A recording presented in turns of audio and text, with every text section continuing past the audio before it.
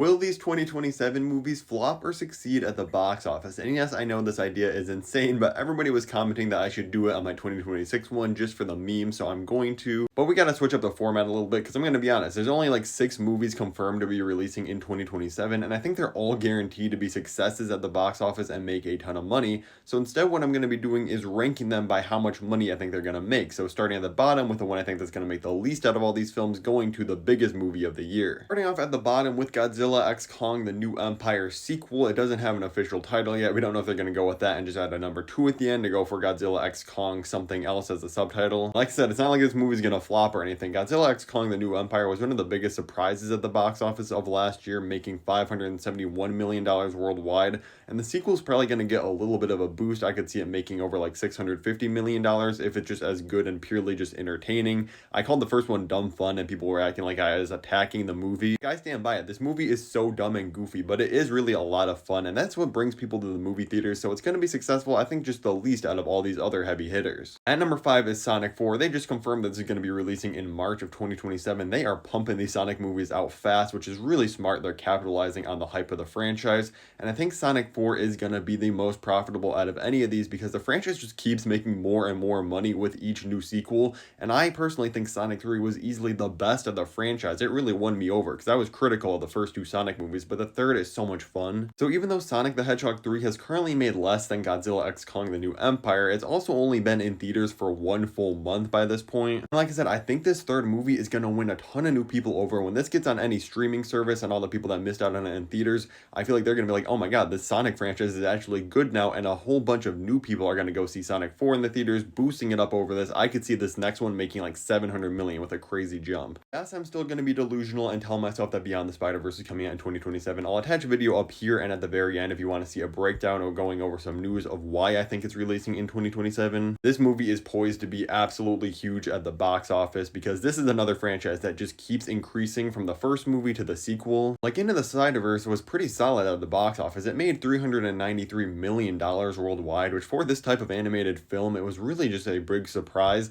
But then with how much praise that movie got, everybody checking it out after the fact, the sequel jumped up to $690 million worldwide. And again, everybody watched this and they're like, oh my god, it's peak. It's going to have an even bigger jump in the third movie. I think it could get to $900 million worldwide. And as much as I hate to admit it, the big delay and gap in between these Spider-Verse movies is probably what's going to make the third one so much more successful because there's so many more years for hype, theories, all that to build up, new people to watch both the first 2 Spider-Verse films. Even though it's annoying as a fan, we want the movies out as fast as possible. It's a good thing that they're taking their time, and like I said, it's going to build up a lot of hype and it's going to be a huge movie. Speaking of disappointingly long gaps in time, the Batman Part 2 is now confirmed for 2027 after it's been delayed 2 different times. I'm hoping it doesn't move past this point. It seems like finally it is going to be releasing in 2027. Matt Reeves has come out and literally said like, oh, we're working on the script, we're very close to getting it done, we're probably going to start filming in late 2025, so I really don't even know why it's going to take all the way until 2027 to release this, but I am going to be happy that we finally get this.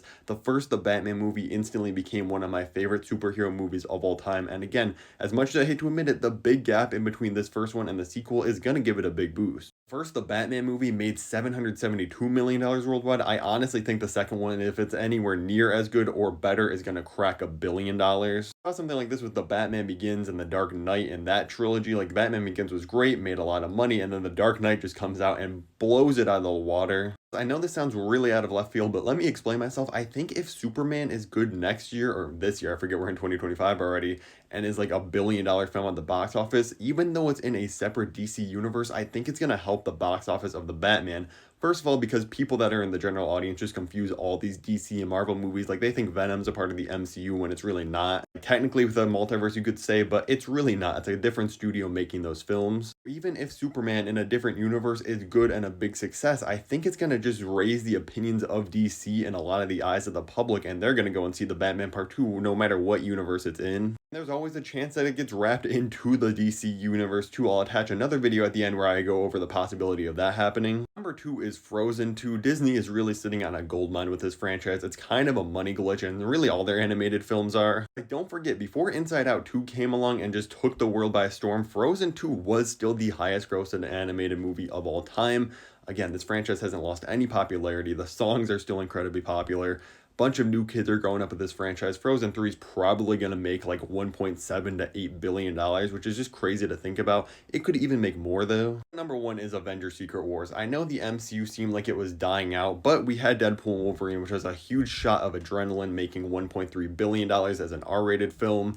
Now we got Captain America 4, Thunderbolts, Fantastic Four this year, plus Avengers Doomsday. We know it's probably going to end on a cliffhanger, setting up Secret Wars as a must-see in theaters event, just like Endgame was. Don't let some of the recent MCU struggles fool you. Look at the highest grossing movies of all time. Number 2, Avengers Endgame.